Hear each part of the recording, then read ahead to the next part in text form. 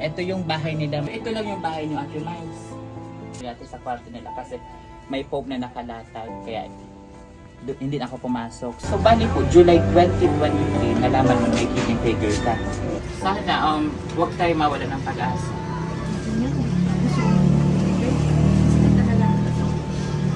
Yung bumisip ng kapata. Oo.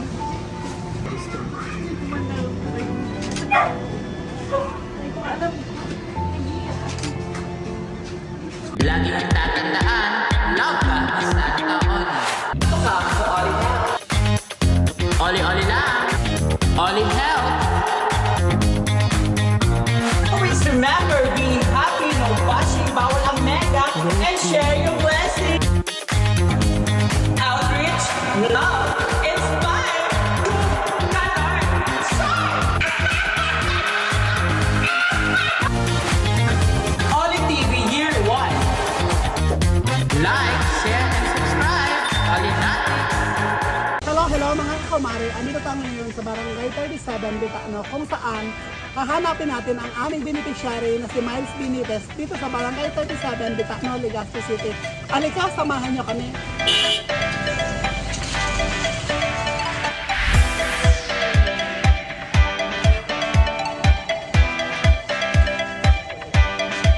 Ngayon mga kakumare, nahanap na natin ang bahay ni Ate Miles Benitez. Mamaya-maya po, pumunta na namin ng Kantaon dito para matigyan siya ng saya, city, at blessing. See you later, guys!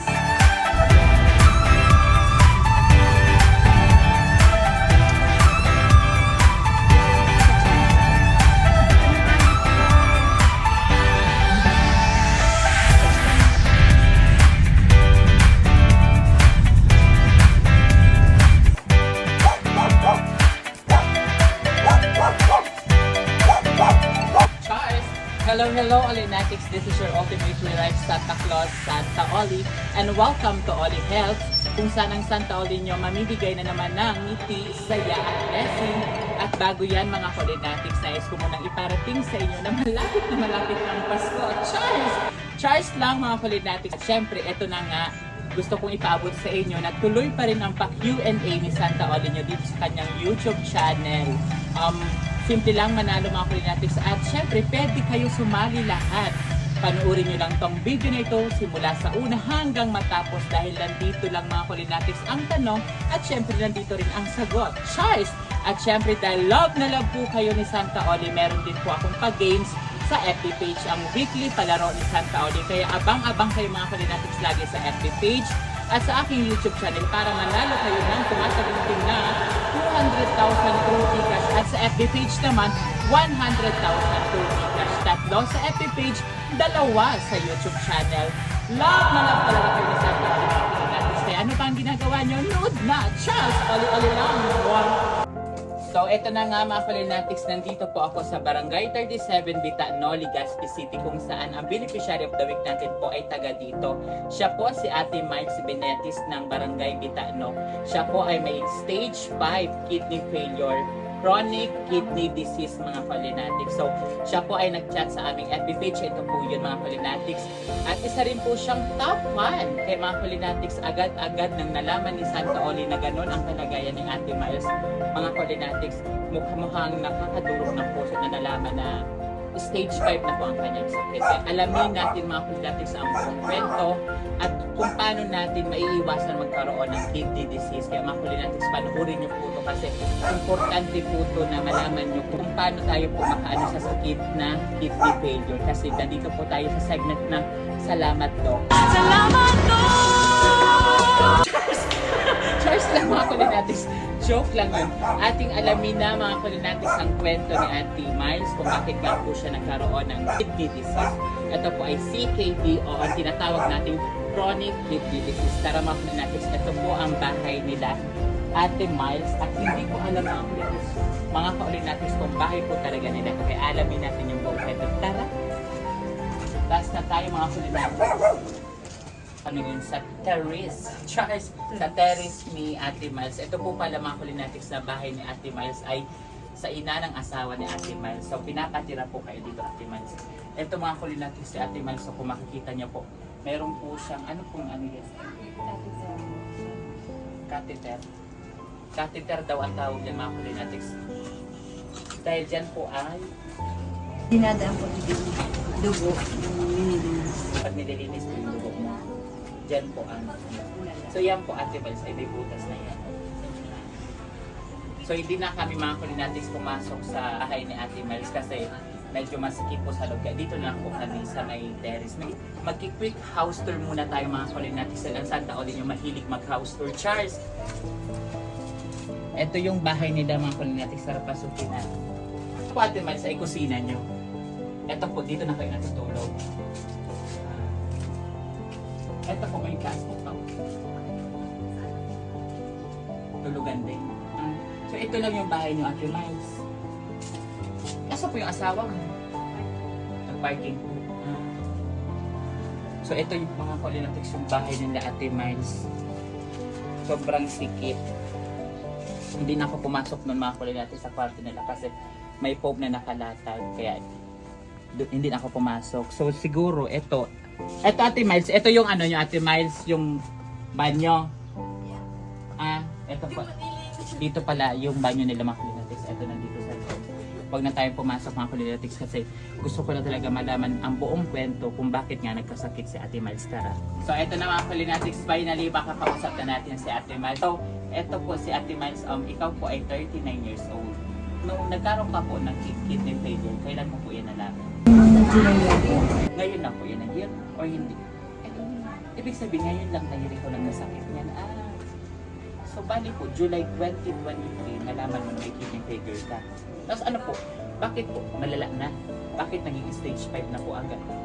Yung ano na yung kidney mo, yung symptoms. Ay, asymptomatic po ang tawag doon. Po, walang symptoms. Tapos nung nasa hospital na ako na swero, nag-ano na ako din ako nag-CR din, nag-ibig din ako. Nagutog na sila. Di ibig sabihin po, nung dinala ka sa hospital, doon mo lang nalaman na may stage 5 na pala yung ano, kidney disease mo po. So bali, ang tawag po niyan is asymptomatic. Kasi base po sa na-research ko po about yan at pinag-aralan ko din po bago ko pumunta dito sa iyo. Meron daw po talaga mga tinatawag na symptomatic na mga ganyan pong sa hindi mo daw alam mga kulinatics na may kidney failure ka na pala. Kasi nung nalaman mo Ate Miles na may kidney failure ka, anong una mong ano bang una mong naramdaman? Natakot po ako tapos hindi ako mapayag para dialysis. Bali, nakaapat ako confinement kasi pinapauwi na nila.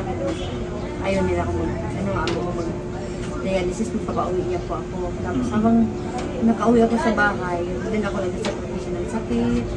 Nung hindi ko na kaya, pumayag din po ako mag-ano kasi ano lang, tapos na yung paghalos ko. Wala na, parang malapit na yung parang automatic. Akala mo yung feeling na akala mo last mo na mamamatay ka na parang gano'n. In emergency na nila. Sa BRT tension. Ay, tubing. So bali, simula nung July, mga Ate Miles, ilang beses ka na pabalik sa hospital? Bali, 4 po. Nalalabas ko ng 30. So ngayon po ang dumudugtong sa iyong buhay ang pagdadialysis. Doon ka po kumakain.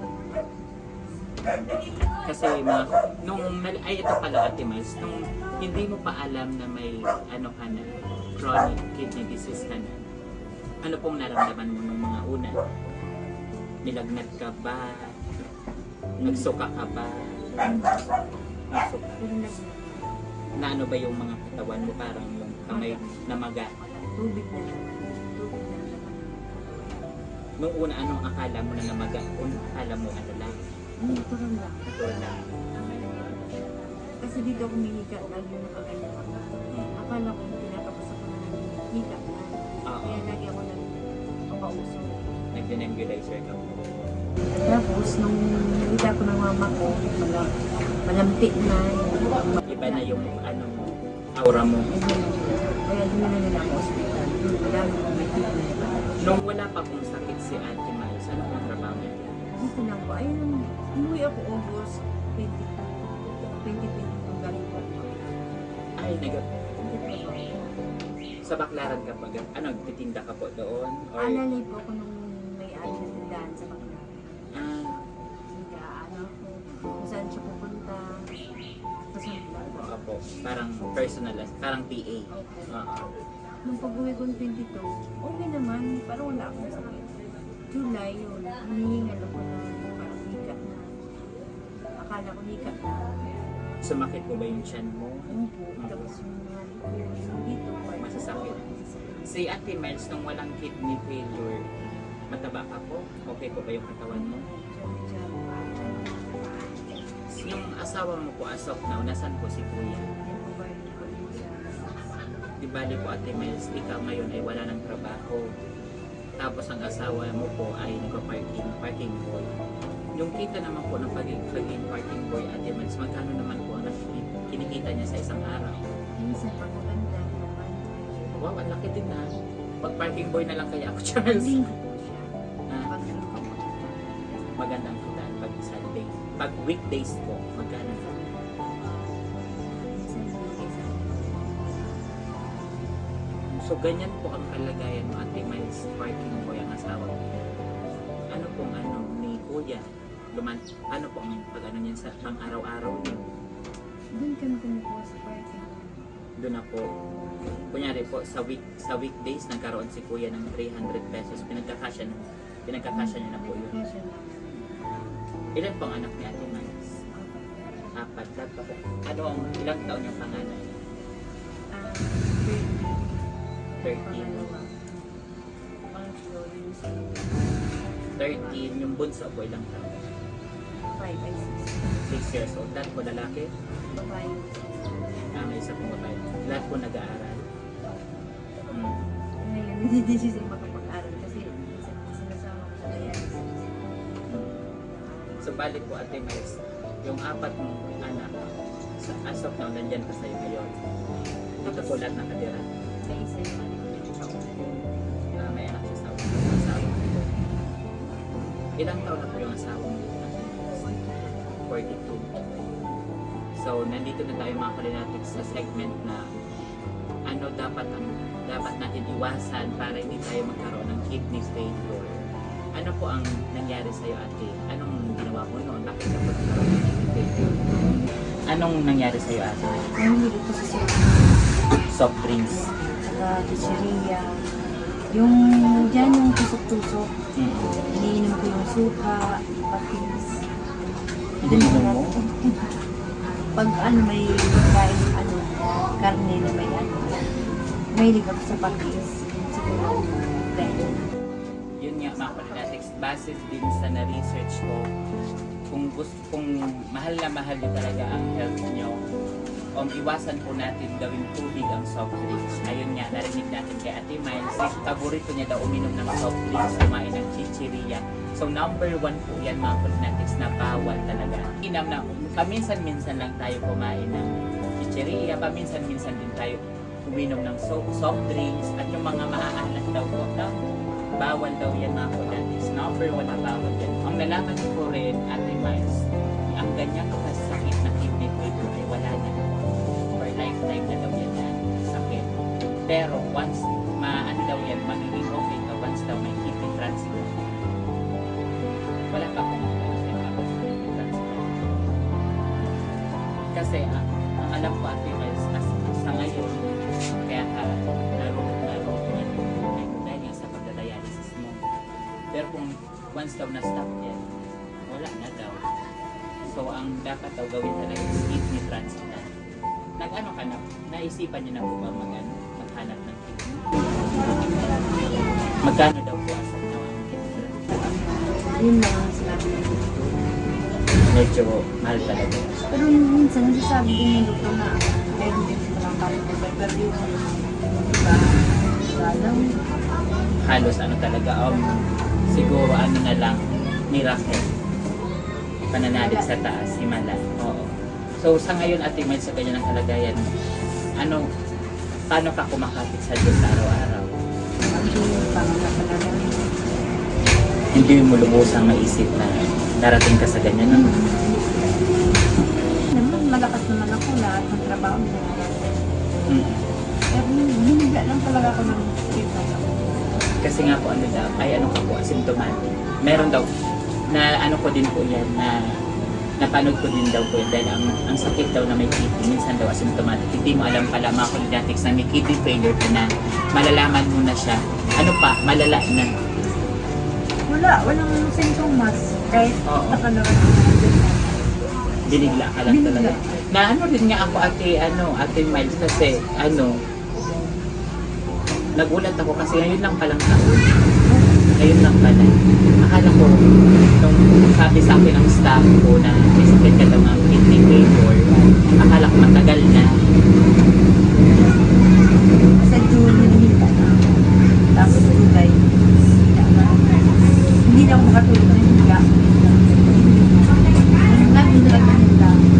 Kaya di ko So parang pag nakahiga ka, parang lunod na lunod ka. So kailangan matulog ka nakaganon, nakaupo ka. mula nung hindi namin tapos pag nadadialysis ako, yung parang yung buto ko makakabalik. Kasi nasasakit. Kaya hindi ko lang. Ngayon Ate Miles, once dinadialysis ka, sa 1 week, ilang beses ka dinadialysis? 3 times. So magkano naman po ang pag-dialysis every week? 860. 860. So dapat Ate Miles, dun sa kinikita ng asawa mo, nagsisave kayo pang pa-dialysis. Minsan, pag kulang, sinasabi ko dun sa NCB na pagdating na, pagsundo sa akin ng asawa mo, yun yung kulang. Kasi kahit pinto siyang gabi, lagi ako alas 8. 8 in the morning, papunta ka na po dun. 8 ng gabi. Ay, 8 ng gabi. Tapos yung kulang, ibibigyan ng asawa ng mga bando. Pagdating po. So, bali po, pumupunta ka dun sa dialysis center, Ate Miles, kulang yung dala mo. Bali po, pag nagpa-parking muna yung asawa mo, pag sinundo ka, tsaka nyo mapupulit. Wala po dialysis sa gobyerno, sa government natin. Naghahanap po ako, pero last naman po ay may libre na yun.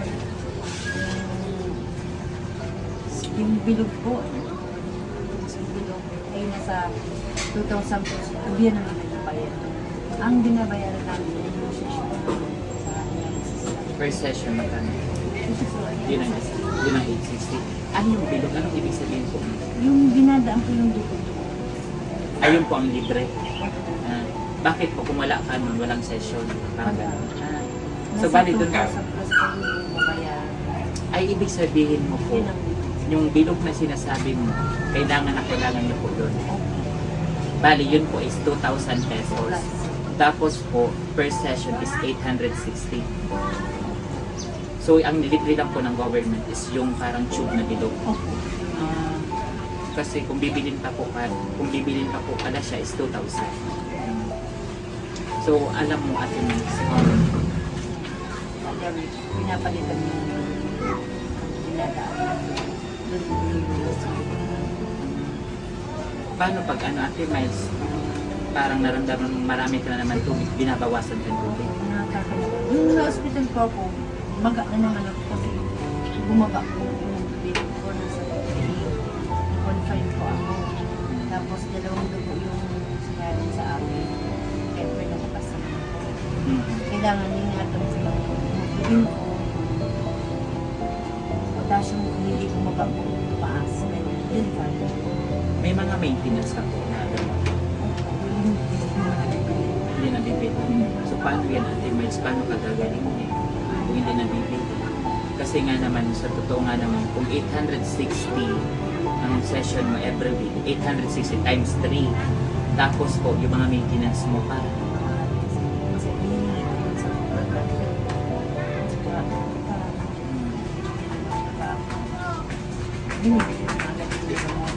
Pero pa, putol-putol, wala rin nangyayari kami sa nainom na lang. O kasi dapat po, once nag-maintenance ka, continue yan araw-araw. Per capsule po sa araw-araw, ilang capsule dapat ang iniinom? Dami. Marami. Minsan na ano na po ako, wala na akong panglasa ko.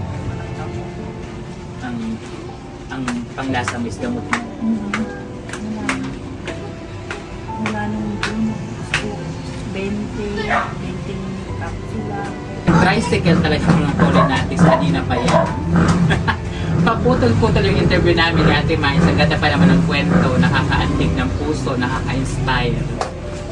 So ayan, tumigil na naman. So magsasalita naman sa Santa Olin. Ang gusto ko lagi paabot Ate Miles na kahit ganun yung buhay niyo, pero ayan na naman ang motor. Gusto ko lang iparating kay Ate Miles sa kahit ganun nga ang kanilang kalagayan, pero patuloy pa rin silang lumalaban sa buhay. Katulad ng asawa niya, na ngayon ay kumakayod nagpa-parking boy. As of now, maulan-ulan. Actually, maulan-ulan ngayon mga Polynatics. Pero, ayun, nasa labas si Kuya, naghahanap buhay ng marangal. Kaya, mga Polynatics, sana na-inspire ko na naman po kayo sa kwento ni Ate Miles. Dahil po dyan, Ate Miles, kahit paano, may dala po akong blessing sa inyo. Ito po is mga prutas. Kailangan mo to Ate Miles para, para lumakas na lalo. Tapos may mga grocery din ako mga Polynatics na binigay kay Ate Miles. Nandun na po sa loob ng kanilang kwarto. Kompleto na yung Ate Miles. May may dilata, may panghanda ka na sa ngayong darating na Pasko. May mga pambao na yung mga anak mo, may mga biscuit po dyan, cup noodles, mga noodles, may mga hygiene kit ka din dyan Ate Miles. Kinumpleto ka na alcohol, tissue, cotton, sabon, powder, shampoo. At marami mga Polynatics nandun po sa loob ng kanilang kwarto. At meron din akong ibibigay sa iyo Ate Miles na kahit paano. Alam ko malaking tulong to sa inyo sa pagpapadialysis mo. Ito yun Ate Miles. Harap po yan sa iyo. You're welcome Ate Miles. Pasensya na at ngayon lang kita napuntahan. Grabe, nakikita ko sa mga madaming Ate Miles mga Polynatics na kahit yung kalagayan niya, pero lumalaban talaga siya. Gusto niyang mabuhay para sa kanyang mga anak. Kasi maliliit pa mga Polynatics ng kanyang mga anak. Kaya Ate Miles, sana huwag tayo mawala ng pag-asa.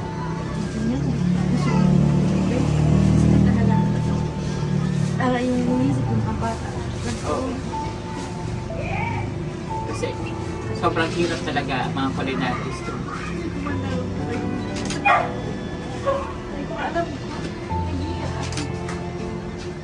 Akala mo okay ka? Lakas naman. Bigas na dala ko. Pero binigla lang ako. Wala na akong trabaho. Uwi ako dito. Dito lang. Uwi ako. Pinapasok ko. Ganda ng trabaho. Opo. Katulong. Tindera. Hindi ka binigla talaga sa ganito. So siguro sanay ka talagang kumayon na Ate Miles. Tapos sa ngayon na wala na talaga, hindi mo kayong kumayon. Ako yung natin trabaho siya. Ako yung nagpapalala. Bali, ikaw po ang nagpo-provide ng dati. Kaya lang yan Ate Miles. Pero lalaban tayo. Manalangin po tayo sa taas na tingin po tayo ng gabayan ka at sana bumalik ka po sa iyong sabi. Kaya mga Polynatics, sana na-inspire ko na naman po kayo sa kwento ni Ate Miles sa tumulong tayo sa ating kapwa, lalong-lalo na sa mga taong may mga karamdaman katulad ni Ate Miles. Maliit man yan o malaki, malaking puntos na yan sa taas. Kaya always share our blessing mga Polynatics kasi ang pagtulong sa kapwa, wala yan po sa laki, wala po yan sa liit na binigay natin, kundi paggaling sa puso, malaking puntos na yan sa taas. Yan po ang lagi nating tatandaan. Wala mga Polynatics na face na to dito banda sa may terrace na Ate Miles ay napaka-importante sa kanya dahil po mga Polynatics wala po siyang oxygen tank dito kasi dapat talaga ni-request pala ng doktor na si Ate Miles ay may oxygen tank dito sa kanilang bahay. So medyo nga kapos talaga sila Ate Miles kaya wala pong na-provide dito sa kanilang bahay na oxygen tank. Kaya napaka-laking tulong nito sa kanila mga Polynatics dahil dito daw pala lumalanghap si Ate Miles pag once na siya kinakapos ng paghinga. Ito po yung tumutulong sa kanyang hangin galing dito sa terrace. Kaya napaka-importante nito. Ate Miles, ipag-pray po kita sa araw-araw na sana malampasan mo ang pagsubok na binigay sa iyo ng Diyos. Kaya pumapit ka lang Ate Miles at sabihin lagi ang oli-oli lang. Charles, I love you Ate Miles. Iwasan po ang mga maaskan. Hindi po kamo maging kitubig. Hindi po kamo para ka siriya. Pagkaon po kamo sa siriya. Need lang po. Iwasan po ang soft drinks. Para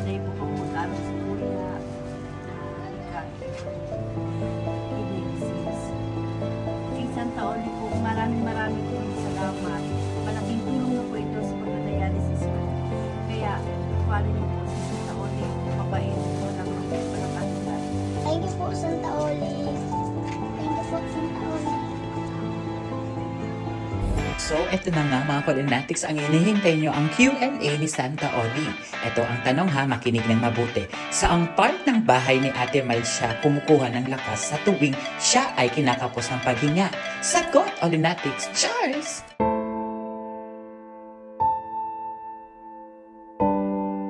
Cheers! Thanks for watching Oli Help segment. Outreach, love, inspire. Oli Helps every Sunday at 6 p.m. Oli's live every Wednesday at 6 p.m. Watch the full video on our YouTube channel.